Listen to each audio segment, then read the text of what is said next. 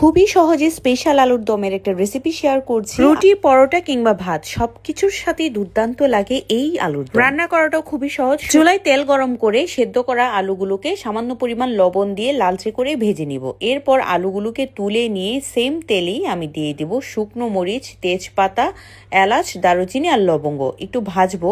এর মধ্যে দিলাম পেঁয়াজ কুচি। পেঁয়াজ কুচিটা যতক্ষণ না পর্যন্ত নরম হবে ততক্ষণ পর্যন্ত ভেজে নিয়ে 1 চামচ দিব এখানে আদা রসুন বাটা। আর এখানে আমি হাফ কাপ পেঁয়াজ কুচি ব্যবহার করেছি।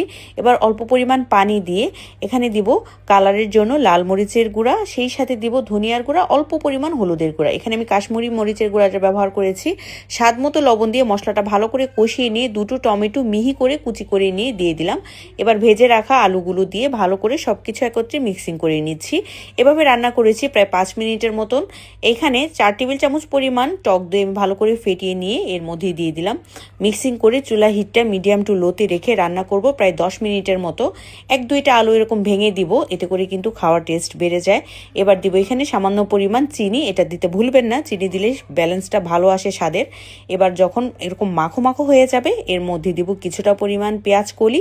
এখন কিন্তু এই আইটেমগুলো বাজারে অহরহ পাওয়া যায়।